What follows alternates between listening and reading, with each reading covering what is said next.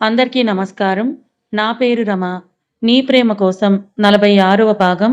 రచయిత శ్వేత సాయి గారు. ఫ్రెండ్స్, కథ చదవడం స్టార్ట్ చేసిన వెంటనే వీడియోకి ఒక లైక్ చేయండి.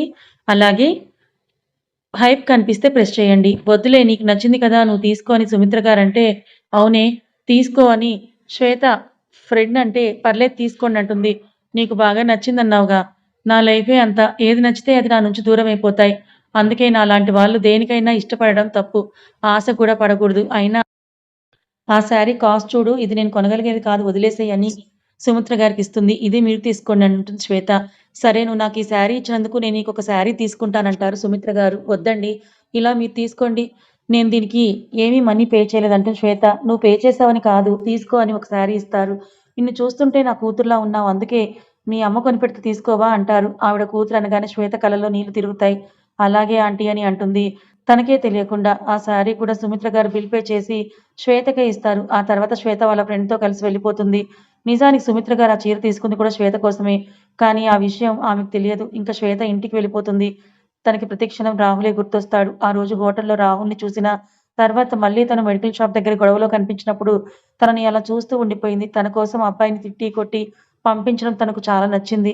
తన కోసం మొదటిసారి ఒకళ్ళు కేరింగ్ చూపించడం తనకు నచ్చుతుంది. అది కూడా రాహుల్ చూపించడం ఇంకా బాగా నచ్చింది. నేనేంటి ఒక అబ్బాయికి ఇంతలా అట్రాక్ట్ అవుతున్నాను, లేదు అని తనను తాను కంట్రోల్ చేసుకోవాలని కోపం నటిస్తుంది. అతను అలా శ్వేత చేయి పట్టుకొని మెడికల్ షాప్ దాకా తీసుకెళ్తుంటే, అలా తన వెంట నరకానికైనా వెళ్ళిపోవాలనిపిస్తోంది శ్వేతకి. లేదు, ఇది నా బంధం కాదు, ఇందులో నేను దూరకూడదు అని తనని తాను చాలా కంట్రోల్ చేసుకుంటుంటే, తను చెప్పిన మెడిసిన్స్ తీసుకున్నంత సేపు కళ్ళార్పకుండా రాహుల్‌నే చూస్తూ ఉంది. నాకే ఏ బంధాలొద్దు, ఏ బంధంలో నేనిప్పుడు బందీ అవ్వాలని అనుకోవట్లేదు, వద్దు అని తన మనసుకు చెప్పుకొని, ఇతనేంటి నాకింతలా నచ్చేస్తున్నాడు, ఇతను పక్కనే ఉండిపోవాలని ఎందుకు అనిపిస్తోంది నాకు అసలు అని మెడికల్ షాప్‌లో అతను మెడిసిన్ ఇవ్వడంతో అటు తిరిగి ఇంకా అక్కడే ఉంటే ఇక్కడ రాహుల్‌తో మాట్లాడేస్తాననే భయంతో అతను బిల్ పే చేస్తుంటే వెంటనే అక్కడి నుంచి వెళ్ళిపోతుంది శ్వేత. అలా వచ్చేసిన తర్వాత రోజు ఆఫీస్‌కి వెళ్తే అక్కడ మేనేజర్ చాలా చండాలంగా బిహేవ్ చేయడంతో తనకి నచ్చక ఆ జాబ్‌ని మానేస్తుంది. కానీ ఇప్పుడు డబ్బులు కావాలి, ఎలాగా అని కొత్త దానికి అప్లై చేయడానికి రాహుల్ వాళ్ళ కంపెనీకి వెళ్తుంది. ఇంటర్వ్యూకి సెలెక్ట్ అయ్యాననే ఆనందంతో బయటకొస్తున్న శ్వేతకి రాహుల్ కనిపిస్తాడు. తనిక్కడ అని మనసులో అనుకొని దాక్కుంటుంది రాహుల్‌కి కనిపించకుండా. రాహుల్ లోపలికి వెళ్ళిపోయాక అక్కడ ఉన్న ఒక అమ్మాయిని అడుగుతుంది ఎవరతను అని. అసలే మేడం ఈ కంపెనీ ఓనర్ అని అంటుంది ఆ అమ్మాయి. అయ్యో, నేనిక్కడ పని చేయాల్సి వస్తుందే. ఏంటి, మామూలుగానే నీకు దూరంగా ఉండలేను, ఇప్పుడు నువ్వు నా కళ్ళ ముందే ఉండాలనే ఆలోచన నన్ను నిలవనివ్వలేదు. ఏం చెయ్యాలని అనుకొని అక్కడి నుంచి వెళ్ళిపోతుంది. అయినా ఓనర్ కదా, అందరు ఎంప్లాయీస్ తనకు తెలుస్తారా ఏంటి? నాతో ఏమీ పరిచయం లేదు కదా, వచ్చినప్పుడు చూద్దాంలే, నాకు ఇప్పుడు ఈ జాబ్ చాలా ఇంపార్టెంట్ అని అనుకుని జాబ్‌కొస్తుంది. కానీ ఒకరోజు తనే సడెన్‌గా తన క్యాబిన్‌లోకి పిలిచి, "నువ్వే నా పర్సనల్ సెక్రటరీ" అనగానే పిచ్చెక్కిపోతుంది శ్వేతకి. ఓకే రాహుల్, తనతో నార్మల్‌గానే ఉండడంతో పర్వాలేదులే, నువ్వు నన్ను ఎంప్లాయీ లాగానే చూస్తున్నావు కదా, నీతో కొన్ని రోజులైనా ఇలా ఉండే అవకాశం దొరికినందుకు చాలా సంతోషం అని ఫీలయ్యి తన దగ్గర వర్క్ చేసుకుంటూ ఉంటుంది శ్వేత. కానీ సడెన్‌గా రాహుల్ వచ్చి తన ప్రేమ విషయం చెప్పేసరికి ఇంత పెద్ద అదృష్టానికి తను నోచుకోలేదని తనని తిట్టి అక్కడి నుంచి వచ్చేస్తుంది. ఆ రోజంతా రాహుల్ గురించి ఆలోచిస్తూ ఎప్పటికో నిద్రపోతుంది. నెక్స్ట్ డే కాస్త లేట్‌గా ఆఫీస్‌కి వెళ్ళిన శ్వేతకి అందరూ వర్క్ చేస్తూ బిజీగా కనిపిస్తే తను కూడా వెళ్లి తన ప్లేస్‌లో కూర్చొని వర్క్ చేసుకుంటుంది. కాసేపటికి కార్తీక్ ఫోన్ చేసి ఎక్కడున్నారని అడుగుతాడు. ఆఫీస్‌లోనే ఉన్నాను సార్ అని చెప్తుంది శ్వేత. ఒక్కసారి మా ఛాంబర్‌కి రండి అని అంటాడు కార్తీక్. సార్ ప్లీజ్ నేను రానంటుంది శ్వేత. ప్లీజ్ ఒక్కసారి రండి, తొందరగా, చాలా అర్జెంట్ అని కాల్ కట్ చేస్తాడు. ఎందుకో తెలుసుకుందామని ఒక ఫైల్ తీసుకొని వాళ్ళ ఛాంబర్‌కి వెళ్తుంది. అక్కడ కార్తీక్ ఇంకా మనో చాలా కంగారుగా అటు ఇటు తిరుగుతూ, ఇప్పుడేం చెయ్యాలిరా? అన్నయ్యకి యాక్సిడెంట్ అయిందని నాకెందుకు చెప్పలేదు? అసలెక్కడున్నాడు? ఎలా ఉన్నాడని అంటాడు కార్తీక్. శ్వేత చేతిలో ఉన్న ఫైల్ పడిపోతుంది ఆ సౌండ్‌కి. కార్తీక్, మనం ఇద్దరు చూస్తారు. ఏమైంది రాహుల్‌కి అని ఒక్కసారి వాళ్ళ దగ్గరకొచ్చి అడుగు అడుగుతుంది చాలా కంగారుగా. ఏమో తెలీదు, ఇందాక ఎవరో రాహుల్ ఫోన్ నుంచి కాల్ చేసి యాక్సిడెంట్ అయిందని చెప్పారు. మాకు చాలా కంగారుగా ఉంది. ఇప్పుడే మేము హాస్పిటల్‌కి వెళ్ళిపోతున్నామని అంటాడు కార్తీక్. యాక్సిడెంటా అని పెద్దగా అరిచి, ఎలా జరిగింది? అసలెక్కడున్నాడు? ఇప్పుడెలా ఉంది తనకి? ఎటువంటి ప్రాబ్లమ్ లేదు కదా? నేనిప్పుడే రాహుల్‌ని చూడాలి. ప్లీజ్ నన్ను తీసుకెళ్ళు. కార్తీక్ ప్లీజ్ అని అప్పటికే కంట్రోల్ తప్పిన కన్నీళ్లు ఏమాత్రం లెక్క చేయకుండా అడుగుతుంది. అయ్యో ప్లీజ్, మీరెందుకింత కంగారు పడుతున్నారు? మీరు ఇక్కడ కూర్చోండి, మేము వెళ్లి వస్తాం అని అంటాడు కార్తీక్. నేను కూడా మీతో పాటే వస్తాను. ఇప్పుడే నేను రాహుల్‌ని చూడాలి, తనకెలా ఉందో చూసి తీరాల్సిందే. ప్లీజ్, ప్లీజ్ నన్ను తీసుకెళ్ళండని కార్తీక్ చేయి పట్టుకొని చాలా బ్రతిమిలాడుతుంది. అయ్యో, మీరెందుకండి? మీరిక్కడే ఉండండి, మేము వెళ్తామని కార్తీక్ అంటాడు. ఏయ్ పిచ్చా నీకు, ఇంతలా చెప్తుంటే అసలు కనికరమే లేదు. నేనిప్పుడే రాహుల్‌ని చూడాలి. తనెక్కడున్నాడో నాకు తెలియదు. మీరే తీసుకెళ్ళండని సీరియస్‌గా అంటుంది. అప్పుడే డోర్ ఓపెన్ అవ్వడంతో అందరూ అటు తిరుగుతారు. రాహుల్ నడుచుకుంటొస్తాడు. లోపలికొచ్చిన రాహుల్ దగ్గరికి వెళ్లి, "నీకేం కాలేదు కదా? నీకెక్కడ దెబ్బలు తగలలేదు కదా?" అని ఒక్కసారిగా శ్వేత రాహుల్‌ని హగ్ చేసుకుంటుంది. "నీకు యాక్సిడెంట్ అని కార్తీక్ చెప్పగానే ఎంత భయం వేసిందో తెలుసా? నీకేమైందని ఒక క్షణం నా గుండె ఆగిపోయినట్టుగా అనిపించింది. నిన్ను చూసేదాకా నరకంగా ఉందని" ఏడుస్తూ రాహుల్‌ని హగ్ చేసుకొనుంటుంది. "నాకేమవుతుందిరా?" అంటాడు రాహుల్. "ఇప్పుడే ఒక చిన్న యాక్సిడెంట్ డ్రామా వదినకి నీ మీద ఉన్న ప్రేమని బయటపెట్టిందన్నయ్య" అంటాడు కార్తీక్. అప్పుడు రియలైజ్ అయిన శ్వేత ఒక్కసారిగా రాహుల్ నుంచి దూరం జరిగి, "ఏంటి ఇదంతా డ్రామానా? ఇలాంటి విషయాలలో నాటకాలు ఆడతారా ఎవరైనా?" అని చాలా కోపంగా వచ్చి కార్తీక్‌ని కొడుతుంది. "అబ్బా! మా అన్నయ్య కూడా నన్నెప్పుడు ఇంత గట్టిగా కొట్టలేదు తెలుసా వదినా" అంటాడు కార్తీక్. "అయితే ఏమి? ఇంత మంచి వదిన నాకు దొరికింది కదా! ఈ దెబ్బని భరిస్తానులే" అంటాడు. ఇంక మను అక్కడి నుంచి వెళ్ళిపోతాడు. "ఏం మాట్లాడుతున్నావు? వదినేంటి?" అని శ్వేత అంటే, ఒక్కసారిగా శ్వేతని దగ్గరికి తీసుకొని, "నాకు యాక్సిడెంట్ అయితే నువ్వు ఎందుకింతగా కంగారు పడటం? ఇంతలా ఎందుకేడ్చావే? నీకు నేనంటే అసలు ఇష్టం లేదు కదా! నా కోసం ఎందుకు బాధపడుతున్నావు చెప్పు" అని అంటాడు రాహుల్. శ్వేత మాట్లాడకుండా, "ప్లీజ్ నన్నొదలండి" అని కార్తీక్ ఉన్నాడని ఫీలవుతూ దూరంగా తోస్తుంది రాహుల్‌ని. "ఎందుకొదినా ప్రేమని దాస్తావు? నీ మనసులో ఉన్న ప్రేమను అన్నయ్యకి తెలిసేలా చెయ్యాలని ఈ డ్రామా ఆడాను" అని అంటాడు కార్తీక్. "లేదు లేదు. నేను కరెక్ట్ కాదు. మీకు సూట్ అవ్వను. ప్లీజ్ నన్నొదిలేయండి. ఒక మంచి అమ్మాయిని తెచ్చి మీ అన్నయ్యకిచ్చి పెళ్లి చెయ్యి. నీకసలు నేను సరిపోను" అంటుంది శ్వేత. "వదినా ఎందుకు సరిపోవు? నీకు అన్నయ్య అంటే ప్రాణం. అన్నయ్యకి నువ్వంటే ప్రాణం. అది చాలు. మీ పెళ్ళికి ఇంకేం అక్కర్లేదు" అంటాడు కార్తీక్. "అది కాదు. నాకేం ఇష్టం లేదు మీ అన్నయ్య అంటే" అని రాహుల్‌ని విడిపించుకొని వెళ్ళిపోవడానికి ప్రయత్నిస్తుంటే శ్వేతని ఇంకా గట్టిగా పట్టుకుంటాడు రాహుల్. "సరే మీ ఇద్దరే తేల్చుకోండి. ఇద్దరు కలిసి డిస్కస్ చేసుకొని నాకు మాత్రం కలిసిపోయామని చెప్పండి ప్లీజ్ వదినా. నువ్వు తొందరగా ఒప్పుకుంటే అన్నయ్య పెళ్లయిపోతుంది. ఆ తర్వాత నేను పెళ్ళికి రెడీ అయిపోతాను. ప్లీజ్" అని బయటికి వెళ్ళిపోతాడు కార్తీక్. కార్తీక్ వెళ్ళిపోయిన తర్వాత శ్వేతని ఇంకా గట్టిగా దగ్గరికి లాక్కొని, "నీకిప్పటిదాకా నా మీద ఎటువంటి ఇంట్రెస్ట్ లేదనుకున్నాను. నన్నింతలా ఇష్టపడుతున్నావని తెలిసాక నిన్నెందుకు వదిలేస్తానే? నువ్వికపైన నాతోనే ఉంటున్నావు. ఒప్పుకుంటే చక్కగా ఉంటావు. లేదంటే బలవంతంగా నాతో తీసుకెళ్తాను. కానీ నిన్ను వదిలేదే లేదు. నాకేం మీరంటే ఇష్టం లేదు. నేనే మిమ్మల్ని ప్రేమించట్లేదు. ఏదో యాక్సిడెంట్ అంటే కాస్త కంగారు పడ్డానంతే" అని అంటుంది. "అవునా? అయితే నేను నిన్ను ప్రేమించట్లేదు. నీకు నేనంటే ఇష్టం లేదు. నాకేమైనా అయితే నీకు పర్వాలేదు అంతే కదా? సరే ఇప్పుడే చచ్చిపోతానంటాడు. "పిచ్చా? ఏంటా మాటలని" అంటుంది శ్వేత కంగారుగా. "ఇంత ప్రేమ నీ మనసులో దాచుకొని ఎందుకే నాకు దూరం అవ్వాలని చూస్తున్నావు? మామయ్యని నేను చూసుకుంటాను. నీకెటువంటి కంగారు లేదు. నువ్వు జీవితాంతం నాతో ఉండు చాలురా" అని "నిన్ను జాగ్రత్తగా చూసుకునే బాధ్యత నాది. ఈ క్షణం నుండి నీకన్నీ నేనవుతాను. ఎప్పటికీ నిన్ను వదిలిపెట్టకుండా చూసుకుంటాను" అంటాడు రాహుల్. శ్వేత ఏడుస్తూ ఉంటుంది. అది చూసిన రాహుల్ శ్వేత మొహాన్ని చేతిలోకి తీసుకొని, "ఎందుకురా ఏడుస్తున్నావు? నీ కళ్ళల్లో నీళ్ళొస్తున్నాయంటే నేనెంత బాధపడతానో తెలుసా? ప్లీజ్ ఏడవకు. అసలు నీ ప్రాబ్లమ్ ఏంటో నాకు చెప్పు. అన్నీ నేను సాల్వ్ చేస్తానంటాడు రాహుల్. అసలు ఆ రోజు మెడికల్ షాప్ దగ్గర నిన్ను చూస్తే నీలోని రౌడీయిజమే నాకు నచ్చింది. ఇలా చిన్న పిరికిదానిలాగా ఏడుస్తారా చెప్పు? శ్వేత తలదించిన చిన్నప్పటి నుంచి ఒంటరిగానే పెరిగాను. అమ్మ లేదు. నాన్న ఎంతో ప్రేమగా పెంచినా ఆయన ఇలా అయిపోయారు. అప్పటినుంచి నేను ఏ బంధాన్ని యాక్సెప్ట్ చేయాలన్నా భయం. అది ఎక్కడ నాకు దూరమైపోతుందో అని. మిమ్మల్ని చూడగానే ప్రేమ పుట్టింది. కానీ అది చెప్తే నీకెక్కడ నేను ఏమైనా అవుతుందేమో అని భయం. లేదా మీరు నాకు దూరమవుతారేమోననే భయంతో నేను చెప్పకుండా అలాగే ఉండిపోయాను. అసలు నాకు సెట్ కావని అంటుంటే నిన్నెందుకు ప్రేమిస్తాను? నువ్వు నాకు నచ్చావు. నేను నిన్ను ప్రేమిస్తున్నాను. ఇంతకు మించి మన పెళ్ళికి ఇంకే కారణాలు అక్కర్లేదంటాడు రాహుల్. "ఇదిగో ఇప్పుడే చెప్తున్నాను విను. ఇకపైన నువ్వు నాకు సొంతం. నాకు మాత్రమే సొంతం. ఇలాంటి పిచ్చి పిచ్చి వేషాలు వేసి నా నుంచి దూరంగా వెళ్ళాలని చూసినా అస్సలు ఊరుకోను. నీ దగ్గరికొచ్చేసి మరీ ఎత్తుకెళ్ళిపోతాను." కాస్త నవ్వుతుంది శ్వేత. "ఇకపైన ఎప్పుడూ నీ కళ్ళల్లో కన్నీళ్లు చూడకూడదురా. నేను మీ అల్లరి, రౌడీయిజం మాత్రమే చూడాలి. ప్రతి దానికి నన్ను దబాయించాలి. నాతో గొడవ పడాలి, అల్లరి చేయాలి. అర్థమైందా?" అంటాడు రాహుల్. "అలాగే" అని తలదించుకొని తలూపుతుంది. వెంటనే శ్వేతని హగ్ చేసుకుంటాడు. అలాగే రాహుల్‌ని హగ్ చేసుకొని, "చూసిన రోజే ఎందుకు నచ్చేసావో, నువ్వు నీ పక్కనే ఉంటే ఏదో తెలియని సంతోషం. అమ్మ దగ్గర ఎంత హాయిగా ఉండేదో, నీతో ఉంటే అంత ప్రశాంతంగా అమ్మ, నేను, ఉండేది. నాన్న ఒక చిన్న ప్రపంచం మాకు మేమే. అమ్మ పోయింది. అమ్మ లేని లోటు నాన్న తీరుస్తున్నాడు అనుకునే టైంకి ఆయన ఆరోగ్యం పాడైంది. ఎవరు లేని నేను ఒంటరిగానే అనుకున్న టైంలో నువ్వు నాకు కనిపించావు. ఆ తర్వాత ఎప్పుడు ఒంటరిదాన్ననే ఫీలింగ్ రాలేదు. ఒకవేళ నువ్వు కనిపించకపోతే నాన్నకి నయం అయ్యేది కాదు. అప్పుడు ఆయనతో పాటు నేను చనిపోయేదాన్ని" అంటున్న శ్వేత మాటలకి కోపం వచ్చి ఒక్కసారిగా శ్వేత పెదవులు అందుకుంటాడు. శ్వేత ఊపిరాడక ఉక్కిరిబిక్కిరై నెట్టేస్తుంది. "పిచ్చా? నీకేమైనా ఏం చేస్తారు?" అంటుంది శ్వేత రాహుల్ నుంచి విడిపించుకొని. "చస్తానంటున్నావుగా అందుకే నీ ఊపిరి తీసేసుకుంటున్నానంటాడు రాహుల్. "ఇంకొకసారి ప్రాణాలు తీసుకుంటాను, చస్తాను. ఇలాంటి మాటలు మాట్లాడావంటే నేనే చంపేస్తాను. నువ్వు లేకుండా నేనెలా బ్రతుకుతానే" అని మళ్ళీ హగ్ చేసుకుంటాడు. "ఇంకెప్పుడూ అనను. ఎప్పటికీ మీతోనే ఉంటాను" అంటుంది శ్వేత. రాహుల్ శ్వేతని తీసుకొని బయటకొచ్చి, కార్తీక్ అంతా సెట్ అయిపోయింది. అమ్మా నాన్నకి మంచి ముహూర్తం చూసి మాకు పెళ్లి చేసేయమని చెప్పు అని అంటాడు రాహుల్. అదంతా మేము చూసుకుంటాంలే అన్నయ్య. మీరు ఎంజాయ్ చేయండి అంటాడు కార్తీక్. పద ఒక చోటికి వెళ్దామని శ్వేతని వాళ్ళ ఇంటికి తీసుకొని వెళ్ళి, ఇప్పుడే నేను మామయ్యతో అంతా చెప్తాను. నువ్వు ఇకపైన నాతోనే ఉండబోతున్నావు. అలాగే మామయ్య ఆరోగ్యం సంగతి చూసుకునే పూర్తి బాధ్యత కూడా నాదే.